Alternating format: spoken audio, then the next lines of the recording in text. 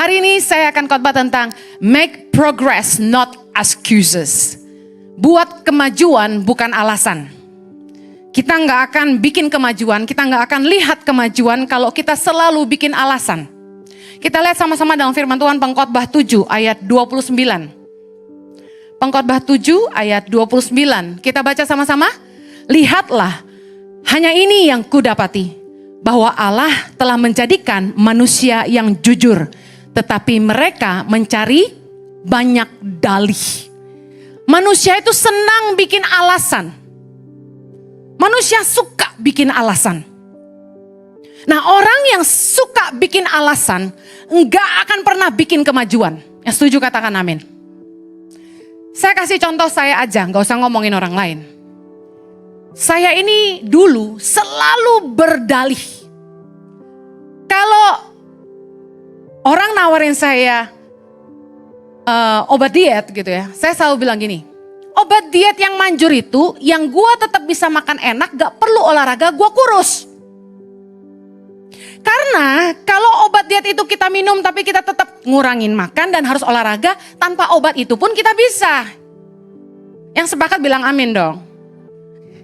Nah dulu tiap kali saya ditanya, Bu Heni olahraganya apa? Seminggu olahraga berapa kali? Saya jawabnya gini, saya gak punya waktu olahraga. So, sibuk.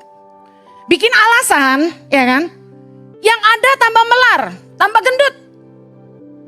Naik sampai 16 kilo, Bapak Ibu. Makan terus ya, emang doyan makan, turunan. Dulu dalinya gak punya waktu buat olahraga. Saya kasih tahu, we will never have time if we never make time. Kita gak akan punya waktu kalau kita gak bikin waktu. Yang setuju katakan amin. Sama waktu buat keluarga juga, kalau kita selalu bilang sibuk, kita gak akan punya waktu buat keluarga. Kita gak akan punya waktu kalau kita gak bikin waktu. Dulu saya sering, kenapa sih gak punya waktu buat olahraga? Aduh kan banyak meeting sama orang. Terus kerjanya apa coba kalau meeting, saya bilang. Duduk kan, makan kan, ya ginilah jadinya. Gitu. Percumalah saya mah kalau ikut program diet, saya bilang. Saya mau orangnya suka makan. Saya pernah kan khotbah bilang gitu kan.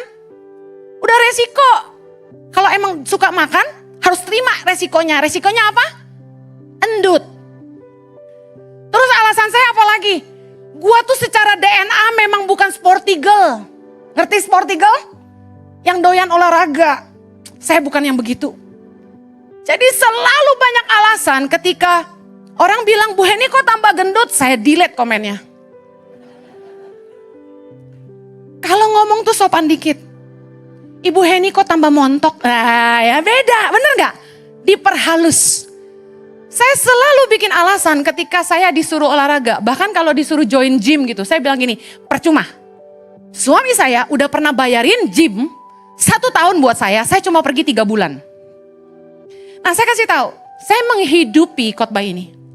Selama kita bikin alasan, kita gak akan pernah bikin kemajuan. Setelah saya memutuskan, saya harus kurus. Tiba-tiba Tuhan kirim berkat. Saya di endorse. Dapat program slimming for free. Puji Tuhan. Sama company yang lumayan punya nama. Tapi saya kasih tahu, setelah menjalani ini 2 bulan dan turun 9 kilo hari ini. Saya kasih tahu. Obat apapun tidak akan menolong kita jadi kurus kalau kita nggak mau ngurangin makan, jaga makan, dan olahraga. Jadi yang mau kurus dengar saya. Lu mau beli obat slimming apapun, minum teh slimming apapun, 3 ini harus dilakukan. Ngurangin makan, nahan nafsu.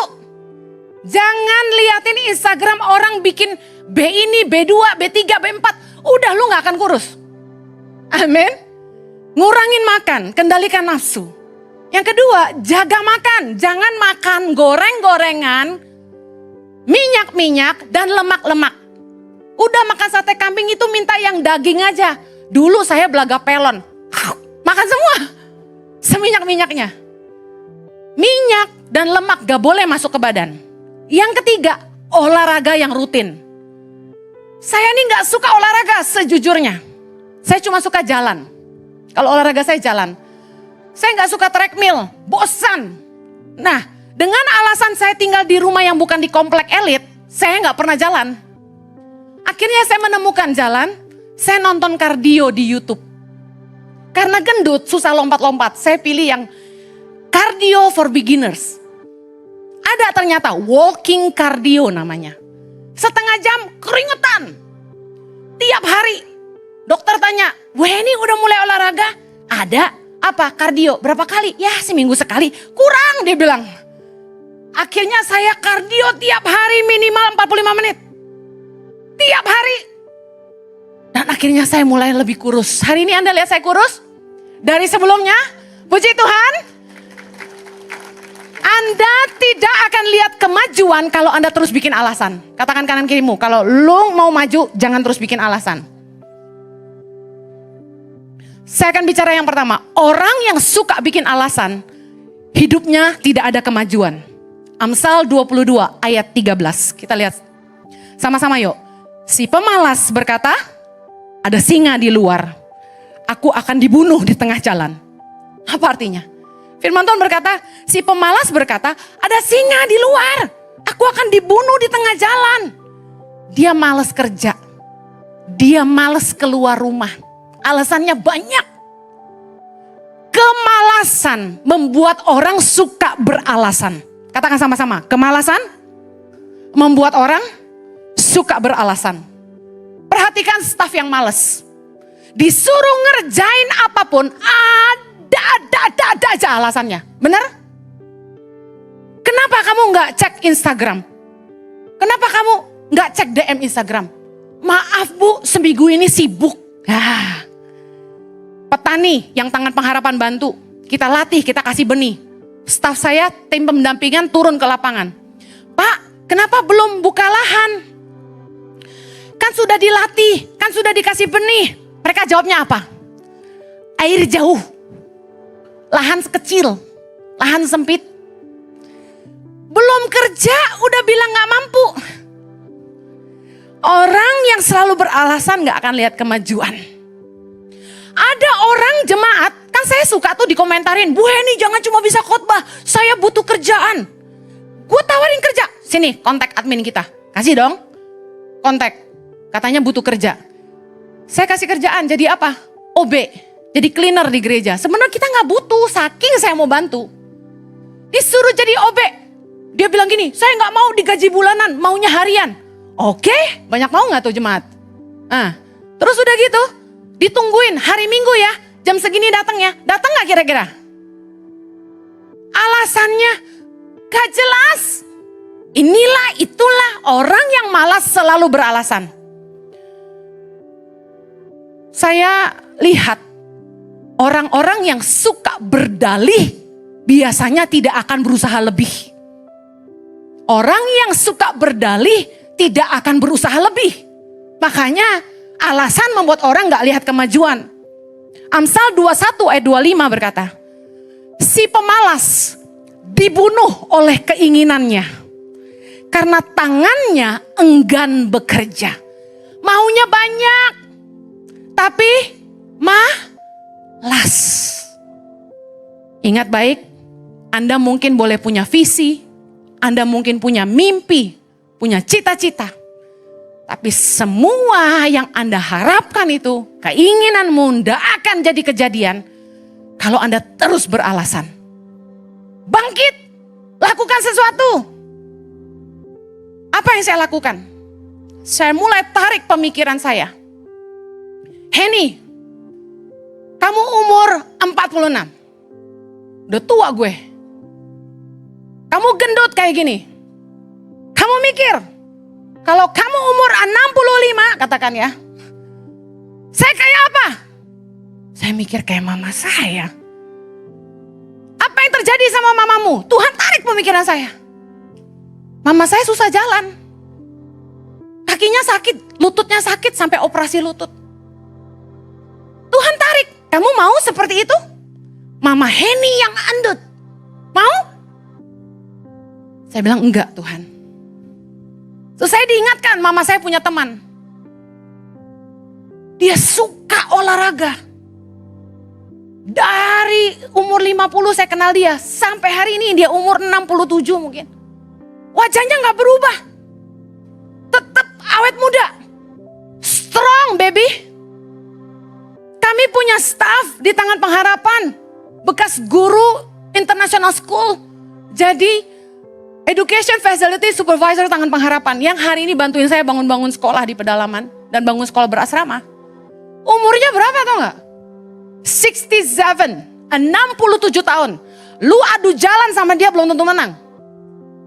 Staff saya umur 20-an, jalan berdua sama dia umur 67. Miss wait for me.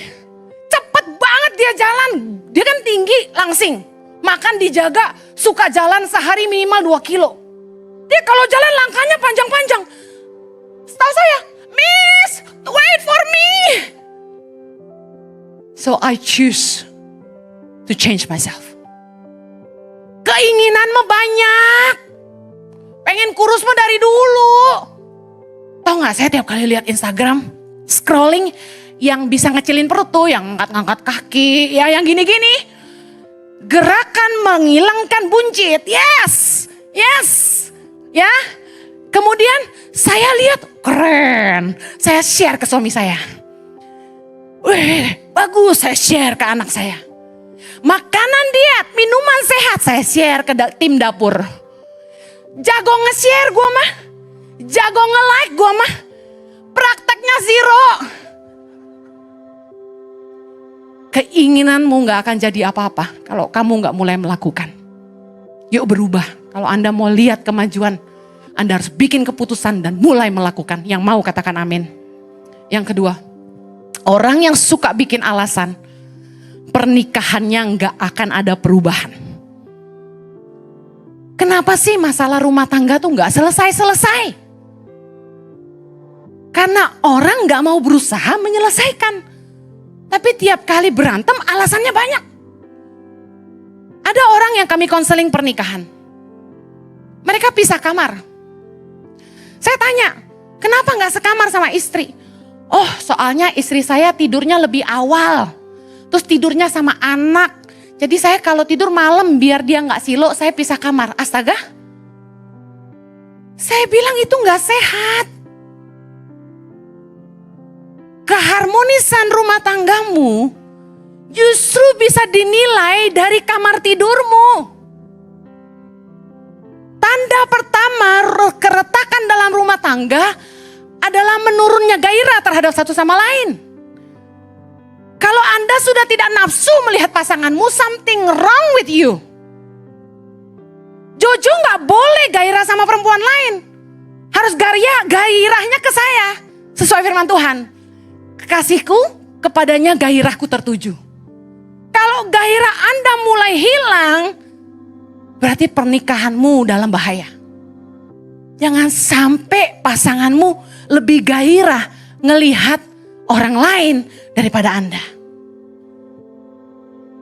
Istri-istri kadang suka ngeluh. Suami nih otaknya seks melulu, gitu kan? Saya kasih tahu. Masih bagus dia nafsu sama istri sendiri. Kalau nafsunya sama orang lain lu repot. Kok gak ada yang amin? Masalahnya gini, dalam pernikahan Kristen kan gak boleh berzina. Gak boleh punya istri 2 bukan? Apalagi 3. Lah seks itu satu-satunya bisa didapat dari pasangan yang sah dari Tuhan. Udah cuma bisanya sama lu doang, lu gak mau katanya gitu. Laki gue pernah ngomong gitu sih. Jadi gue cuma repeat by order. Suami saya, kalau saya udah khotbah tentang seks, pulang-pulang saya dikuliahin. Jangan cuma bisa khotbah doang loh. Saya juga sama Mbak ibu-ibu, saya juga kadang-kadang tuh empet sama suami saya gini. Lu bisa gak sih meluk gue tuh dengan ketulusan yang dari hati yang paling dalam? Tanpa keinginan daging. Bisa gak? Gak bisa. Heran, pantang dipegang dia mah. Saya tuh kalau udah mau tidur saking capeknya gitu ya. Olahraga kan pagi sama malam saya. Kalau dia masih towel saya bilang gini, Jojo, serius, Gue mau tidur. Tapi really, orang di konseling kenapa pisah kamar? Saya bilang, ayo percuma kamu konseling. Kalau mau pulih sekamar dulu. Anak gimana? Aman. Tunggu dia tidur, hajar. Sebenarnya anak-anak tuh gak boleh sekamar sama kita, tau gak sih? Karena banyak kesaksian anak-anak jadi hypersex. Gara-gara mereka lihat papa mamanya berhubungan. Kita pikir anak kita bobo. Padahal dia terbangun di tengah malam dan dia lihat papa ngapain tuh. Serius? Kalau bisa jangan. Anak-anak udah tidur, kalian di kamar sebelah aja lah. Pasang lagu kenceng-kenceng, pasang TV kenceng-kenceng. Gitu caranya, saya sih gitu sama Jojo. Nah, kalau ditegur suaminya, kenapa sih gak bisa berhenti mabuk-mabukan? Kenapa gak bisa berhenti minum? Jadi kan ribut terus nih, rumah tangga berantem terus. Istri juga stres. Alasannya apa? Lihat, karena alasan gak akan pernah lihat perubahan. Karena alasan gak akan lihat kemajuan. Soalnya stres. Obat stres tuh minum. Ada lagi, obat stres tuh rokok. Obat stres tuh vape. Macam-macam orang zaman sekarang ya. Saya kasih tahu. Anda lari ke hal-hal tabiat-tabiat, kebiasaan-kebiasaan yang gak baik, yang merusak dirimu sendiri. Kalau stres tuh cari pelepasannya yang sehat, olahraga kek, badan lu jadi gitu kan. Makan enak biarpun jadi gendut masih lebih baik. Karena Anda bahagia ketika Anda makan, bukan? Kenikmatan makan enak itu, I'm telling you. Kalau nggak enak jangan makan, gendut-gendutin diri sendiri. Kalau kita mau rumah tangga kita lebih baik, ada perubahan, ada kemajuan, progres gitu loh. Saya seneng banget sama leader-leader ICI. Jadi saya sama suami memutuskan dari sejak memulai gereja, kami memberi waktu kami. Kami kan gak khotbah keliling lagi, tapi kami atur waktu kami mementor leader-leader ICI personal, one on one. Kami punya jadwal ngedate sama leader-leader kami, pernah 1 hari 5 date. Jadi saya gak pernah bergerak dari cafe itu dari pagi sampai malam. Dari mulai breakfast sampai supper. Kami mentoring mereka one on one. Ngomongin apa? Khotbah? Enggak. Pernikahan gimana? Anak gimana? Keuangan gimana? Kerjaan gimana? Kerinduannya apa? Punya masalah apa? Kita bimbing mereka. Nah saya suka cita banget gini. Gak sia-sia waktu yang kami kasih. Kami lihat perubahan hidup. Kami lihat pernikahan yang dipulihkan. Luar biasa. Kami lihat mereka makin baik. Yang tadinya berantem terus pisah kamar, sekarang udah sekamar. Yang tadinya gak pernah doa bareng, jadi doa bareng. Yang tadinya dingin satu sama lain, sekarang lebih mesra. Haleluya. Amen. Anda kalau mau lihat perubahan dan kemajuan, Anda harus berhenti bikin alasan. Soalnya stres, soalnya begini. Ada, ditegur sama istri. Papa, kalau kita lagi makan keluarga itu jangan lihat WA. Taruh handphone tuh. Dengerin nih suami-suami. Jeritan hati istri. Jangan main HP dong sayang kalau lagi makan gitu. Nah, istrinya tegur. Suaminya bilang gini, banyak kerjaan. Kamu gak lihat aku lagi kerja. Bukan main HP. Marah. Ya gimana rumah tangga mau mesra. Dulu aja lagi pacaran. Lagi tergila-gila sama kita. Bener gak? Boro pegang HP, tangan kita dicelemetin. Sayang, mau mamam apa lagi sayang? Ih jempol gue pernah dulu Jojo gak pernah lepas. Makan, disuapin. Kamu mau coba punya aku? Dipotongin. Sekarang enggak lagi. Ayo dong, gimana pernikahan mau pulih? Sehari-harian kita sibuk kerja, anak-anak sibuk sekolah. Kapan kita kumpul waktu keluarga? Kapan kita ngomong sama anak kita? Kapan kita ngomong sama pasangan kita? Cuma di meja makan. Makanya Yesus sering ngajak murid-muridnya makan. Makanya Yesus waktu memenangkan jiwa, memenangkan Sakeus, Yesus ajak makan. Ketika Yesus memenangkan Simon si pemungut cukai, dia ajak makan. Artinya di meja makan itu tempat di mana kita bangun hubungan. Makan itu bukan hanya sekedar, enak, enak nambah lagi dong. Bukan gitu. Ngobrol, makan jangan kayak kuli. Cuci tangan pergi. Kayak bule dong. Bule tuh ya kalau duduk dinner ya, amazing. Bisa 2 jam. Gue juga bingung. Mereka ngapain sih? Saya kan penasaran. Mulai dari roti duluan. Dalam hati gue, orang Indo kasih roti kenyang duluan. Terus dia celup-celup cuka, balsamic vinegar sama olive oil. Nah kan pada gak tahu kan. Enak tau gak? Udah gitu dia mulai datang ontre. Kita gak sabar. BPK gitu.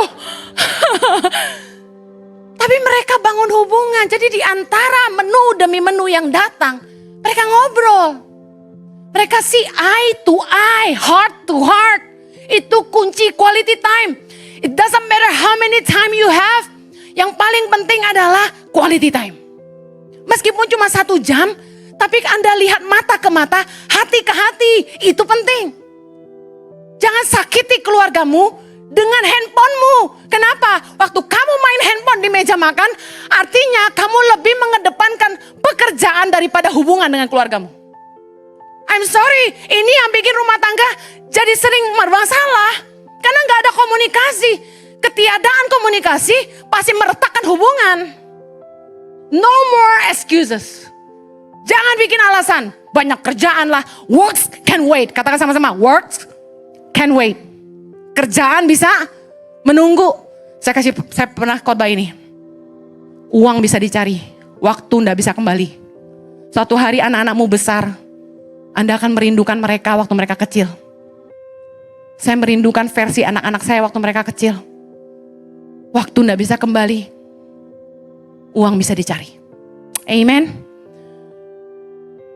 Orang-orang yang suka bikin alasan.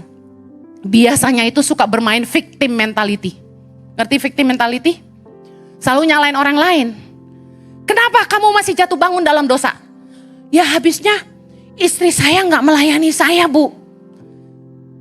Istrinya ditanya, kenapa tidak melayani suami?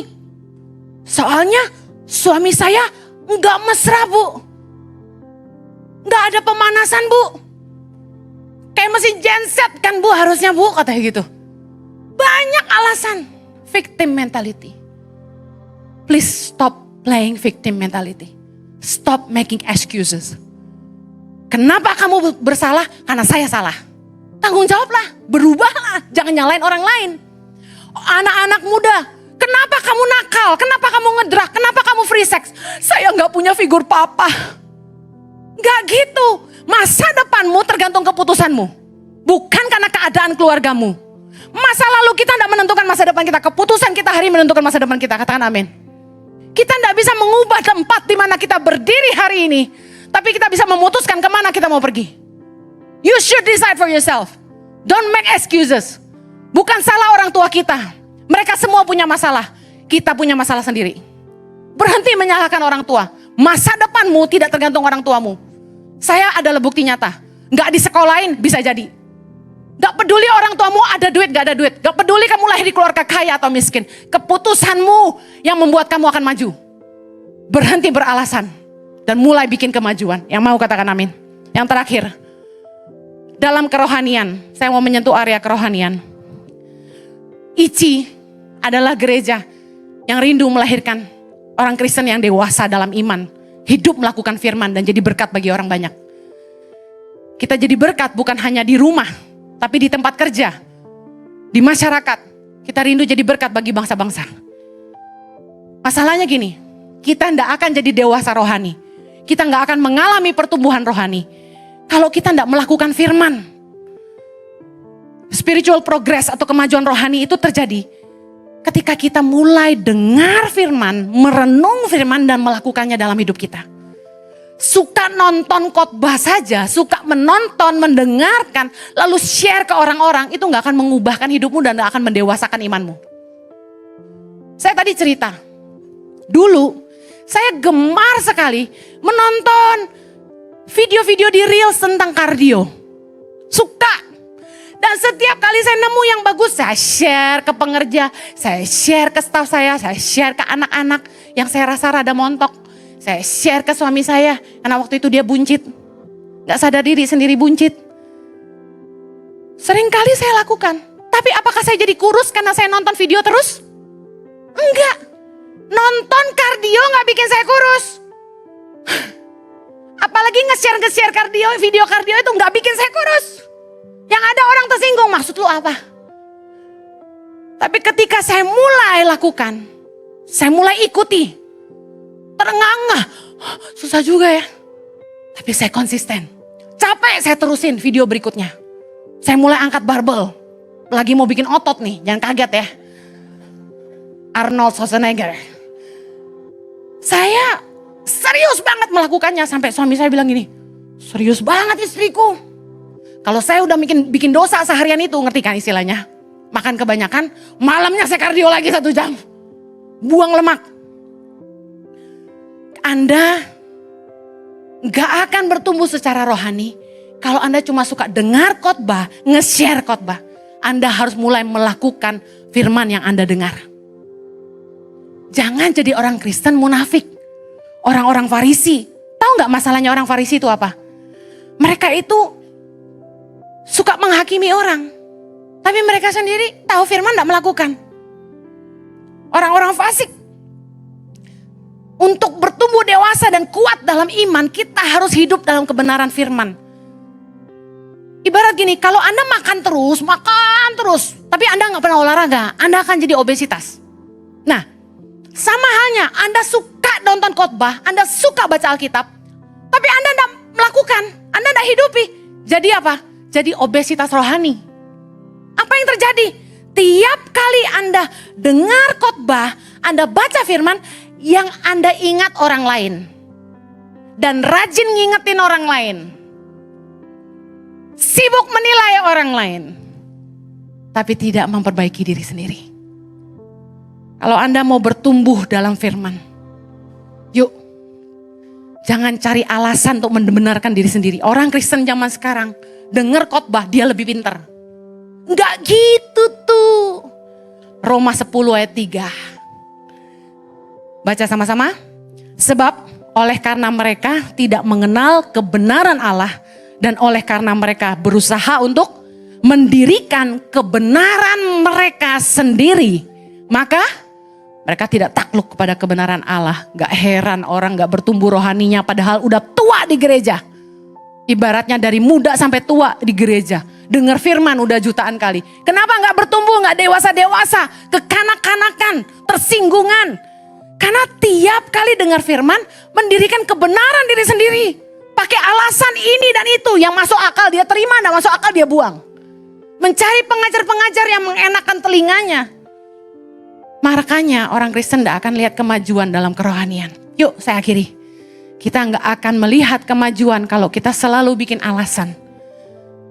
Yang kedua, pernikahanmu, rumah tanggamu nggak akan lihat perubahan dan kemajuan kalau kamu selalu bikin alasan. Kerohanianmu nggak akan jadi dewasa kalau kamu selalu mencari kebenaran diri sendiri, bikin alasan di pikiranmu sendiri.